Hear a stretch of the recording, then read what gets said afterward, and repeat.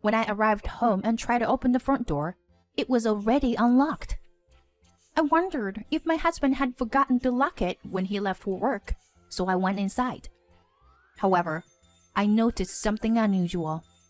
There were women's shoes in the entrance. They were beige enamel high heels.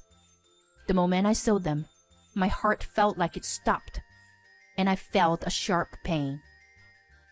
Maybe my husband's work had suddenly been cancelled, and a client was visiting, I thought to myself, trying to calm down. As I cautiously went inside, I could hear the sound of a shower and a man's and a woman's voice. "She'll be home in about 2 hours. So we need to clean up quickly." I wish she wouldn't come back ever. It was a man and a young woman's voice, and I knew for sure that the man was my husband. Suddenly, I became calm and went outside to call my husband. "What is it?" "Where are you right now?"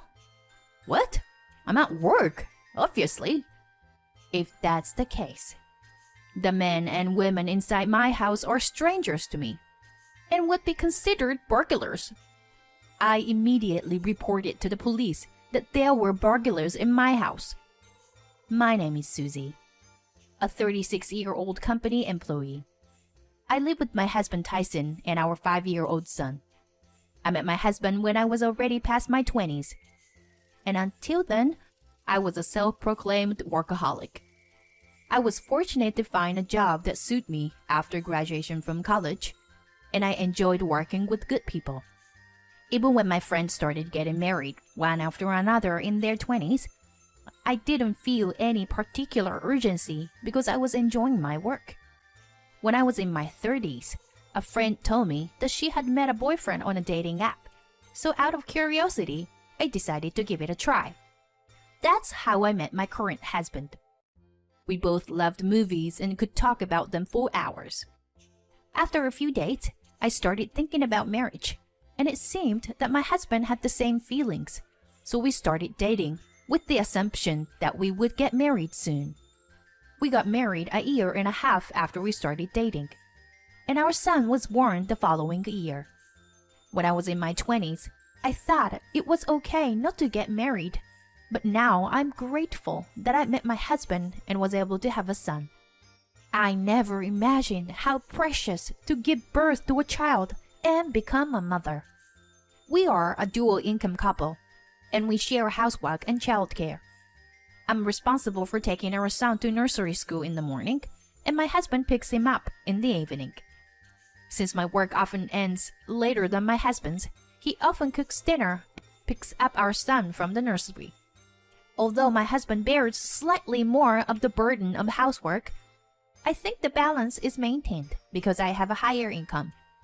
We had been doing it that way until our son turned 5, but recently, my husband's work has become busier. He said that his employer was opening new stores one after another, and he was helping with their progress. Although my husband used to leave work at 5 p.m., he sometimes comes home around 10 p.m. now, because of the lack of manpower. "Hey, honey, you were late again today, huh? You must be tired. Do you want something light for dinner?" "I'm going to take a shower first." "Okay. Will you be coming home at this time for a while?" "How would I know? If waiting for me is such a hassle, then just go to bed first." That's not what I meant. Sorry." Due to his busy schedule, my husband's behavior has changed, and he has become arrogant. It's not just me. He sometimes treats our son harshly, and I can't stand it. I have asked with him several times to be kind to our son, as he used to be, but my husband refuses to listen.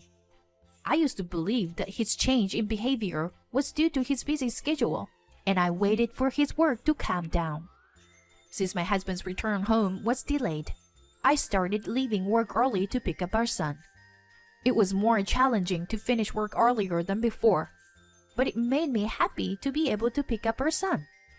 Moreover, I had more time to chat with my mom friends, which was enjoyable because we were all busy in the mornings. We even started going out for lunch together on days off. After adjusting to this new routine, my mom's friends invited me on a trip with them and their children. While I was excited about the idea, I felt hesitant to enjoy myself without my husband, who was currently busy with work. I told my friend that I would check with my husband first, and we put the trip on hold. On this particular day, my husband returned home after 11 p.m. Hi, I need your advice on something. Today, one of my mom's friends invited me on a trip. Can I go? A trip? What about our son? I'm taking him with me. We'll be gone for 3 days, including 2 nights. That's totally fine. Really? You don't mind? Don't worry about me. Just have fun. I was worried that he might say no. So I'm relieved to hear him say that. The trip was more than a month away, but I was so excited that I bought all the necessary gear early on. The trip day came. We stayed at a hotel that specialized in activities for kids, such as fishing and crafting. On the first 2 days, we ate our way through nearby shops and restaurants. We had planned to go to an amusement park on the last day, but it rained and the plans got cancelled. After lunch with the other moms, my son and I left to go home. Instead of going straight home, I stopped by my parents' house. It's only about a 20-minute drive from our place. When I got there, I gave my mom some souvenirs from the trip. That's when I remembered something. I had received a lot of fruits from our neighbors and wanted to share it with my parents. I left my son with them and went back home to get the fruits. As I tried to unlock the front door, I realized it was already unlocked. Did my husband forget to lock it when he left for work? I walked in and saw a pair of shoes I didn't recognize. They were beige animal high heels. The moment I saw them, my heart felt like it stopped and I felt a sharp pain. Maybe my husband's work had suddenly been cancelled and a client was visiting. I thought to myself, trying to calm down. That's when I heard the sound of a shower and a man's and a woman's voices. She'll be home in about 2 hours, so we need to clean up quickly. I wish she wouldn't come back ever. It was a man and a young woman's voice, and I knew for sure that the man was my husband. I felt like my head was about to boil. The way the woman spoke, with a stupidly elongated tone, only made me angrier. I considered barging into the bathroom to make sure she couldn't deny anything, but I didn't want to see anyone naked. Instead, I went outside and called my husband, hoping to catch him and the woman as they left the house. After a long ringing, he finally answered with an annoyed voice. What? He had been distant with me and our son lately, but now I understood. It was because he had been cheating on us. This realization only made me angrier. I had been considerate of his busy job, but he had been lying to us. Despite the urge to confront him right then and there, I tried to stay calm and asked, Where are you right now? At work. Obviously. You're not at home, are you? What? I said I'm at work. Why are you bothering me when I'm busy? While you're enjoying your trip, I'm working. I'm hanging up now. Busy working? He said. As my husband hung up the phone, I couldn't help but wonder how he could speak so arrogantly when he himself was cheating. My plan was to catch him and his mistress as they left the house, but I had to change it now. If he says he's not home, then the man and woman inside my house are strangers to me and would be considered burglars. I immediately reported to the police that there were burglars in my house. As I waited a short distance away, several patrol cars arrived, and the police quickly took action. They stationed officers at the front door, outside the windows, and at the escape route, impressing me with their professionalism. My house was completely surrounded. For my safety, I was told to wait a little further away. Within minutes of the patrol cars arriving, I could hear my husband and his mistress screaming from inside the house. The police officer next to me informed me that they had been apprehended. A few minutes later, a police officer informed me that the man in the house was claiming to be the owner. I was instructed to call my husband, and when he answered the phone, he spoke to me in a voice that I had never heard before, full of joy. Thank God, Susie. Where are you now? I'm in a bit of trouble. The police are here, and there is a misunderstanding. Misunderstanding? Yeah. Well, I was off work today at home, but someone reported a burglary in progress. But when I called you earlier, you said you were at work. And you know what? I was the one who made the report. Huh? Ignoring my confused husband, I hung up the phone. Sorry, it seems my husband was the one who was home, I told the police, and they exchanged glances as if they understood the situation. Well, we'll handle it as a misunderstanding of the report. If anything else happens, please contact us immediately. With that, the police left. Later, I made my husband and his mistress kneel on the living room floor. The mistress didn't even look up. I asked her to raise her head, because I couldn't talk to her with her face down, but she refused, so I peeked at her. That's when I realized it for the first time. My husband's mistress was Jacqueline, a neighbor whom I had greeted a few times and whose child attends the same nursery school as our son. I had thought she was either a co-worker or a friend, but I never expected it to be Jacqueline. I took my husband's phone and her bag and checked their messages and pictures of their affair. Then I questioned them both. How did you two meet? On a dating app. So you were looking for someone on a dating app and that's how you found Jacqueline? No, I wasn't specifically looking for anyone. I was just browsing the app. You don't need to make excuses. Didn't you meet her when you picked up our son from the nursery? Yeah.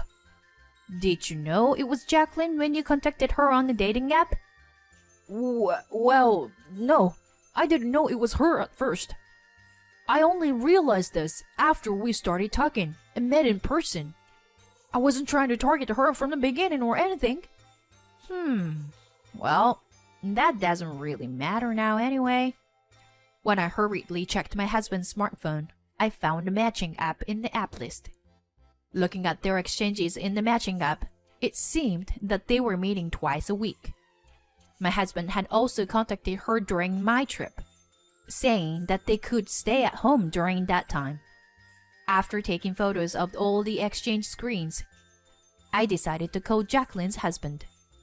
I unlocked Jacqueline's smartphone and called her husband, saying, I'm sorry to disturb you, but my husband is having an affair with your wife, and he's here at our house now. Jacqueline's husband was at work, but he agreed to come immediately. While we were waiting for him, my husband was sweating and looking down. Jacqueline had already resigned herself to the situation and was pouting with her cheeks puffed out. Jacqueline had a bad reputation, with many rumors of being late for nursery school pickup or having neighborhood disputes, so I had avoided getting involved with her as much as possible. I never thought I would be involved in something like this. And I realized that choosing a husband who cheats with such a woman means that I don't have a knack for choosing men. About 30 minutes after the phone call, Jacqueline's husband arrived at the house. He was kind and tried to listen to what had happened without blaming Jacqueline or my husband. But Jacqueline was still sulking and my husband was just kneeling down. So I explained everything to Jacqueline's husband since there was no other way. After I finished explaining, Jacqueline's husband let out a big sigh. He said that Jacqueline had often gone to her parents' house because he was too busy with work to help her with housework, so he had allowed it. However, the truth was that she left the child with her parents and enjoyed her affair. I gave Jacqueline's husband the evidence of the affair that I had just obtained, and we exchanged the contact information. When the discussion was over and Jacqueline and her husband left, it was already late at night. I didn't want to stay in the house where my husband spent time with his mistress, so I quickly packed my bags and decided to go to my parents' house. I'm sorry. I wasn't serious with her. Forgive me. Please. While I was packing, my husband said that to me, but I ignored everything he said and left the house, leaving behind my husband, who continued to kneel down. When I got to my parents' house, I told them everything. I stayed with my parents for a while and helped them take care of my son while we proceeded with the divorce proceedings. I hired a lawyer and filed for compensation from my husband and Jacqueline. Despite the lawyer explaining the compensation multiple times, Jacqueline insisted that she had done nothing wrong, and the negotiations went nowhere. I thought it was going to be a long battle, but one day she readily agreed to pay the compensation. I was curious about what happened, but I found out the reason from the close mom friend. The burglary at our house had become a topic of conversation because several police cars came and various rumors spread.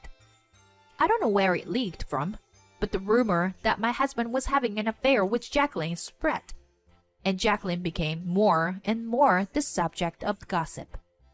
It seemed quite troublesome to be talked about by the neighbors, so she divorced her husband and moved to a place where she didn't know anyone.